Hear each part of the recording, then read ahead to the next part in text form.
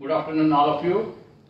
I am Dr. Srikanta Swami, lead consultant in neurology at Aster RV Hospital, JP Nagar, Bangalore. My colleague Dr. Soumya and Dr. Achint is with me. And we are here today to share our knowledge about the migraine headache, which is a common headache which we see in all sort of people. And as you are all aware, we are undergoing a really stressful and anxious period because of the COVID infection all over the world. It has not only affected India but almost all the countries in the world, which has put many people into a lot of stress and anxiety, either because of fear of getting infected or whatever disorders they have, they all get exaggerated because of this stress and strain. So there is a lot of variation in terms of frequency and severity of these disorders which are related to stress and strain. And one of them is the headache, and especially the migraine type of headache, which is much more related to stress and strain. And June is a month in every year where it is observed as a migraine awareness month, wherein a lot of headache specialists and healthcare workers share their experience in terms of management of migraine patients, and also update their patients and migraine sufferers and their families about the recent advances that are taking place in the field of migraine. And that is how we try to share our knowledge with all of you. Migraine, as medical people know about, is a neurovascular disease which involves the brain and vessels of the brain. And this is something, a chronic, recurrent problem. And why people get migraine is the brain, those people who have migraine, their brain is more sensitive to various factors, both internal and external factors, and which results in pain. The pain severity varies from moderate to severe, and most migraineurs have this migraine problem from birth. It is supposed to be genetic, but it starts to give them problem at certain age groups, most commonly between 10 to say 40 years, and it is the peak reaches around 15 to 30, 35 years of age. And it is a chronic recurrent problem and will go on for many years, and unfortunately there is no permanent remedy to remove it completely, but there are a lot of management issues which can keep it under control. And significant number of people who suffer from migraine have a family history of migraine also. Nearly about 1 billion people all around the world suffers from this common problem, that is migraine. It is more common in females, that is about 17% of the ladies suffer with migraine as compared to 6% of men who suffer from migraine. It can affect about 10% of the children also below the 10 years of age. And this results in a huge financial burden on the society as well as on the family because of loss of productivity of the person who suffers from migraine. And migraine affects the peak age during which productivity is maximum. So in terms of financial burden, it is a huge burden on the society and family. So it also results in disability to the person. He gets depressed because he cannot earn, he cannot do his routine things. So that is how the migraine puts pressure on the family and society indirectly. Now, let us talk about how these people present, what are their clinical features, what are the symptomatology of migraine. So Dr. Soumya, you can brief about the clinical features of migraines. So clinical features means how do we recognize that this is a migraine headache. So migraine often has an onset during childhood, adolescence and early adulthood. And usually we can divide it into 4 stages or phases. So the first is a prodrome, migraine prodrome. Then there is the aura, then there is the attack, and then the postdrome. So not everyone who has a migraine goes through all these stages. So firstly, the prodrome. So here, about 1 to 2 days before the onset of the headache, the person notices certain subtle changes which warn him of an upcoming headache. These changes can be mood disturbances like euphoria to depression. Sometimes they can be increased food craving, increased thirst and urination, neck stiffness and excessive yawning. So this is the prodrome. Next we have the phase of aura. So aura is a warning signal, and usually it is a reversible neurological symptom. And so we have patients who have migraine with aura and migraine without aura. So migraine with aura is less common. So about 20 to 40% of patients will have migraine with aura. And usually the aura consists of visual phenomenon, but there can be other disturbances.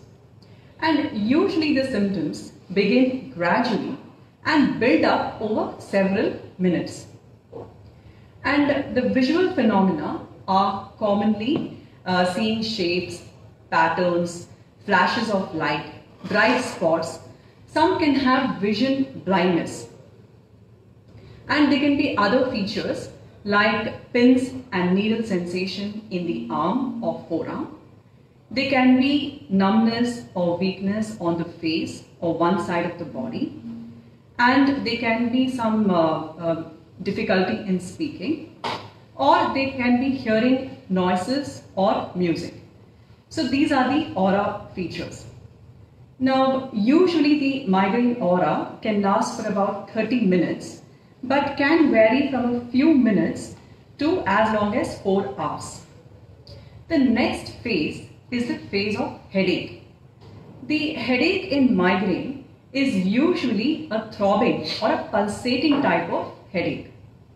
Usually it occurs on one side of the head, but can occur on both the sides. It can occur all over the head or the back of the head. And it is usually a medium to severe intensity headache, such that the person is unable to carry out their daily activities. They are compelled to take rest, they prefer to sleep off their headache, and they have difficulty in concentrating on their work. During the headache, they are quite irritable and they have sensitivity to light and noise. They can even have sensitivity to smell and touch. So light sensitivity means they cannot look at bright objects, example the computer screen. And sound sensitivity, their headache can increase when they hear noises or even people speaking. Now, it can also be accompanied with nausea and vomiting can often relieve their headache. The duration usually lasts from 4 hours to up to 3 days when it is untreated. And the frequency varies from person to person. It can be as rare as once in a few months to as frequent as almost every day. So that is about the migraine headache. The last is the migraine postdrome. So this is after the headaches subsides. So usually it goes on for about a day and the patient feels very fatigued, washed out, drained. They can have mental confusion, they can have appetite changes, and they can even have difficulty in concentrating and talking. So this is about the stages of migraine, and like I already mentioned, not everybody has to go through all the stages. Thank you, Ramya. I think the difficulty in diagnosing migraine is usually when it occurs in a typical manner, it is not that difficult, but then when somebody comes with some neck pain, somebody comes with some other sides like back of the head, migraine can atypically present like this. So that is when sometimes the difficulty arises for a non-headache specialist to diagnose migraine properly. Now, there are many factors which can trigger off headache in patients who suffer from migraine. I think Dr. Ajit will brief you about the trigger factors which can give rise to this migraine headaches. Dr. Ajit, please. Thank you, sir. Very good afternoon. I shall be speaking about two things. I will be speaking about the triggers for migraine headache, as well as what investigations will be required for treating, for diagnosing a patient who has migraine, if any. So, starting with triggers. So, triggers, it's not usually specific to each person. The triggers vary from person to person. The common triggers that usually trigger a migraine headache in a migraineur, as they are called, is usually stress. So stress can be, usually it's mental stress, but physical stress exertion also is known to trigger migraine headaches. Next, coming to our weather changes, and like a sudden change from hot to cold season, or even patient going out into very bright sunlight is known to trigger migraine headaches. So all migraineurs are suggested to use sunshades if they are going out in bright light during the afternoons. The other triggers that are commonly, which are common, include alcohol, especially red wine usage. Then coming to caffeine. Caffeine, if in excess, can trigger migraine. At the same time, if suddenly a person withdraws from taking caffeine, in such people, migraine headache can also be triggered. Next, coming to is foods. So, what foods are responsible for triggering migraine? In foods, we have cheese is a known risk factor, and tyramine containing foods, they are commonly known to trigger migraine. And at the same time, fast food which contain high sodium content like monosodium glutamate, these foods are known to trigger migraine headache. So excess of these tinned foods and refrigerated foods are usually known to trigger migraine, and migraineurs are suggested to avoid as far as possible to consume tinned and canned food. Other things include some other aspartate use nowadays is becoming popular, also sometimes can trigger migraine. So this is about what are the triggers for migraine. The next thing I will be coming to is what are the investigations we need to do in a patient who has migraine. First and foremost, I would like to say that a migraine patient does not require any imaging. Imaging of any sort, CT or MRI, as per the International Headache Society, is not needed to diagnose a patient who has migraine. The reason that usually imaging is suggested is to rule out any secondary cause, any other headache which can mimic a migraine. So these are the things that we are looking for. So usually a patient who has migraine type of headaches, they are suggested to undergo a simple scan. MRI is preferred over a CT brain because it can give you a better definition of the brain surface. So this is about the imaging. What are the other things that we can do for a patient who has migraine? So migraine, there are many other migraine mimics or red flags as they are known, which my colleague Dr. Somaya will look into later on. So these things like giant cell arteritis, in these patients, some blood parameters may be deranged. So if the patient is having features which are suggestive of a giant cell arteritis, like pain over the skull, any redness of the eye, in such patients, we ask for a simple blood test like complete blood count with ESR and CRP. These will be helpful in diagnosing.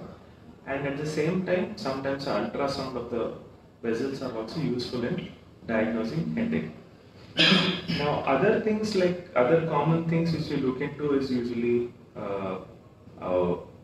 detailed ophthalmological examination may be required. So, in case of idiopathic intracranial hypertension, which may be secondary to hormonal usage, they will have features which are similar to a migraine but not necessarily so. So, in these patients, it is very useful to make sure that they are not having any visual disturbances. So, a detailed ophthalmological examination is advised for every patient who has a migraine. Next, coming to an invasive procedure, sometimes lumbar puncture may be required in a few patients to check the pressure to make sure that there is no abnormality.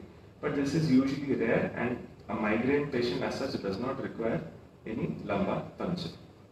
Okay, right. Thank you, Dr. Ajit. Now, having heard about the the trigger factors and how to investigate them. Now we have a patient with a diagnosis of migraine. Now the next question is how do we manage or treat him? As for the treatment is concerned, we should be making the diagnosis properly as migraine, one. And as rightly pointed out, the trigger factors have to be taken care of, because without which the medication may not show their best effect. So as far the medications are concerned, treatment is concerned, it is treatment with pharmacological method or drugs, and treatment without drugs or non-pharmacological treatment. Now pharmacological treatment or drug treatment has two broad divisions. One is acute medications or rescue medicines we call it. These medicines will help when the patient has headache at that point of time. And most of the time these are short lasting for few hours. Again, patient may come back with headache. So to get the crisis over, we use these rescue medications. Most commonly these rescue medicines are to be taken only when the patient gets headache, and that too in the beginning of the headache. The earlier you take in the beginning of the headache this rescue medicine, the best is the chances to make you free with the headache. And commonly these are over-the-counter medications like naproxen, brufen, crocin, etc. Any one of these things, if you take, it has to be in the early part of the beginning of the headache. Secondly, there are migraine-specific acute medications. The commonly available are sumatriptan group or triptan groups, which have got their own benefit and side effect, but they are more effective. They can help patients who have already pain or migraine headache pain. So these are acute medications, but these acute medications should be minimized as much as possible, because the more frequently you take, it can lead on to drug addiction, analgesic addiction, on a type of headache called analgesic induced headache itself can be the reason because of these medications. So it should be limited not more than 3-4 times in a week. If you need to have more than 3-4 times in a week, then you are a candidate to go for regular medication or called preventive medicines. So the next part of treatment that we usually consider in patients who are getting frequently, who gets more than 3-4 times in a month, which is severe, which is good enough to make him skip his work or rest or cannot do his work. These group of patients would require what is called preventive medications. There are multiple different types of preventive medications.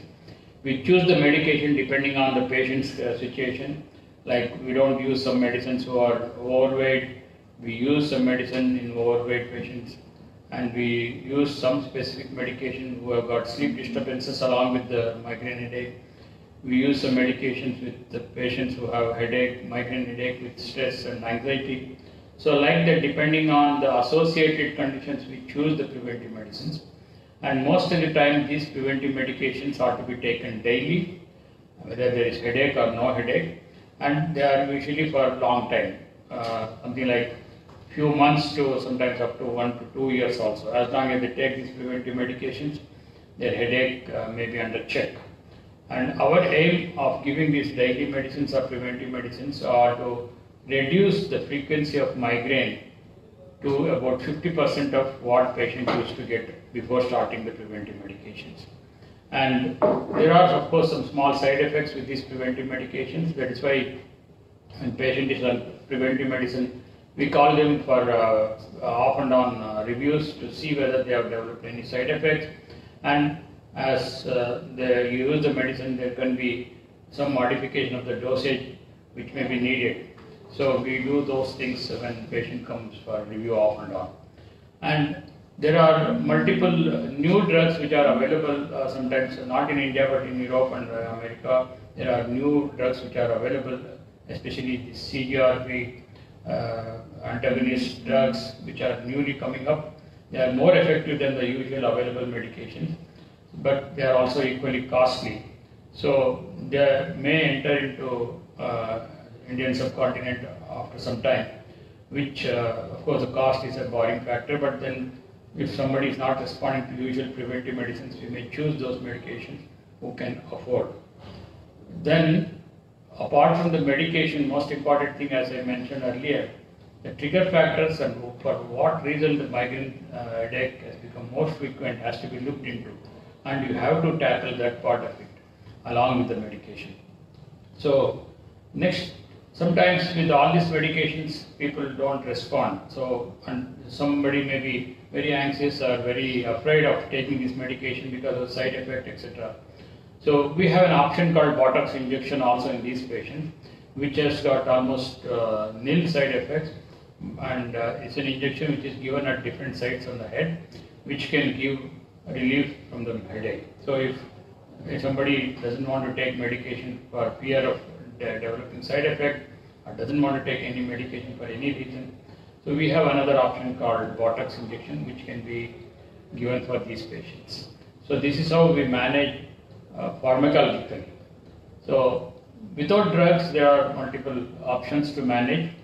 Before that, I think Dr. Soumya will warn you about the red flags in diagnosing migraine, where you should be alerted, at what time you should be careful in not to miss the diagnosis of other serious conditions. Dr. Soumya, please. Yeah, so red flags means when a person has a headache, so it may be a new onset headache, or it may be a person who's having a long-standing headache. So there are some features when present, so the person should immediately seek medical attention, go to the emergency room or meet your doctor if these features are present, because this indicates that there is a serious underlying medical disorder. So what are these features? So firstly, if it is an abrupt onset and severe headache, we call it thunderclap headache. We suspect conditions like when there is a bleeding into the brain inner spaces, so commonly subarachnoid hemorrhage, or there can be a bleeding into the tumor. So this is a medical emergency.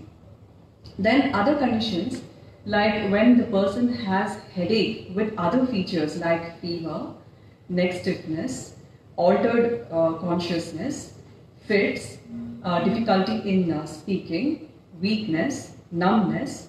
So when these conditions are present, then there may be other causes, not just migraine, other causes like there may be a brain infection, there may be a bleeding to the brain, there may be a tumor, there may be like blood clots or bleeding like we already discussed, and we need to examine these patients immediately and investigate them, maybe with a brain imaging. The third condition is when there is a new onset headache, when the person is more than 50 years of age. So in these conditions, we suspect conditions like temporal arteritis, which is an inflammation of the blood tube around the temples.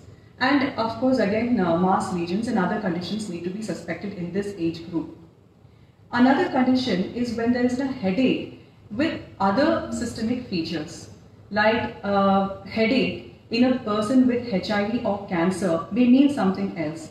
So they may be having a brain infection, meningitis, or they may be having a brain abscess, that is a pus collection in the brain, or they may be a metastasis, that is spread of the cancer to other parts. Another condition which can be a red flag is a person with a long-standing headache. Already they have a long-standing headache, or they are a known patient of migraine. When there is a change in their frequency, severity, or the character of their pain, then again they need to be alerted and they need to contact a doctor immediately, because again they may mean different things like a blood clotting in the brain, bleeding in the brain, tumor, or other conditions. So these are the red flags, and you need to consult the your emergency room or the doctor immediately, because it may mean a serious underlying medical condition. Now we have some other way to manage this migraine headache.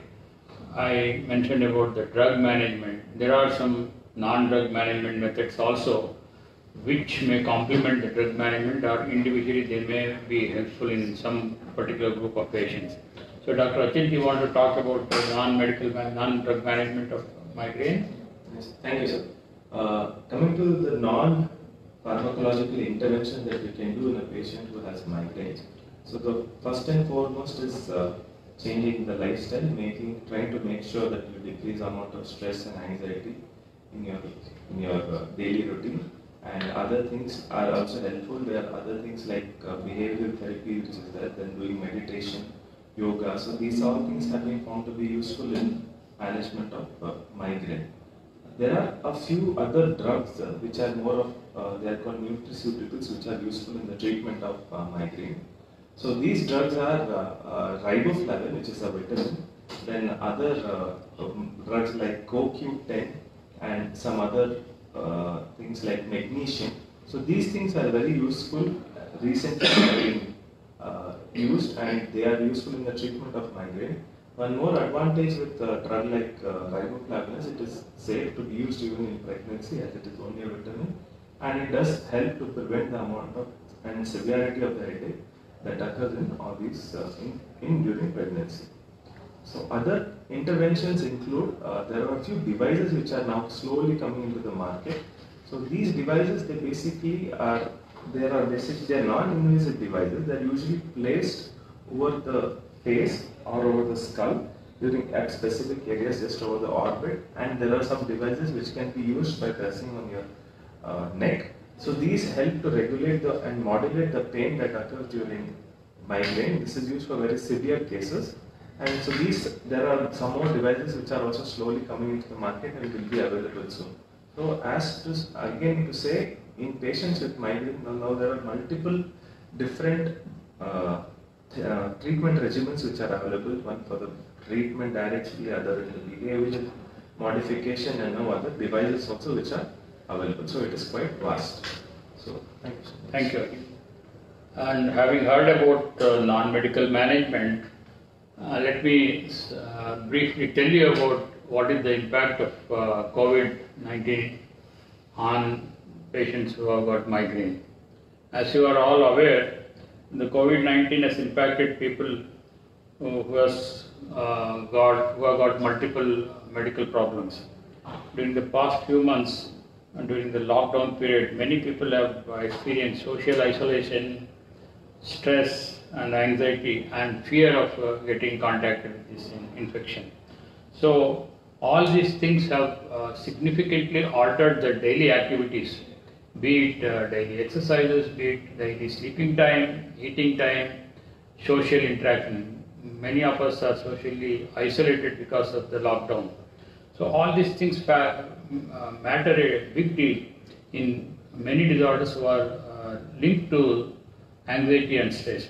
One among them is a migraine, which is very closely linked with stress and anxiety. So definitely migraineurs are greatly affected by this lockdown period because of the infection of COVID-19. And many have experienced increase in the severity of the migraine headache and the frequency of migraine headache because of sleep disturbances, because of the stress and anxiety, and also because of their irregular eating habits. And some people resort to alcohol consumption and excess, which again can trigger off more frequent headaches and severe headaches.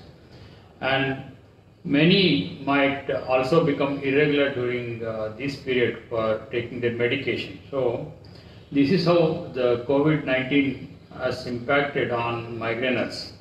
And I would give you a few tips about how to handle this period in patients who have migraine and who are suffering from migraine. The best thing is try to be calm as much as possible and try to control your anxiety and stress during this period by yourself. If by chance, if you cannot manage by yourself, you can always seek help from your healthcare suppliers, maybe your general practitioner, maybe your neurologist, whoever. You can always call them and get their help. Maybe it's a counseling or sometimes maybe drug also possibly. And always keep enough stock of your drugs, especially those who are on preventive medication and rescue medication. Keep extra stock of your medication during this period, because you should not fall short of medication and suddenly you should not stop it. And important thing is never stop your daily medications if you are already on suddenly, because sudden stoppage can bounce back with a severe headache and increased frequency. And there is a tendency to take more rescue medicines, especially painkillers, please try to avoid the temptation. You can resort to other non-drug managements like applying cold sponges, relaxing, listening to music, etc., etc. And also, you must be aware that sometimes the patients who are affected by COVID-19 can have headache as a part of that viral infection. So they should not be mistaking that as migraine, or migraineurs should not mistake any headache as COVID infection. So you don't have to jump into conclusion that because your migraine has increased, you may have acquired COVID infection. So you have to differentiate between these two, and have your doctor's consultation as far as possible over video consultation, because your fear of getting contacted with the infection is avoided.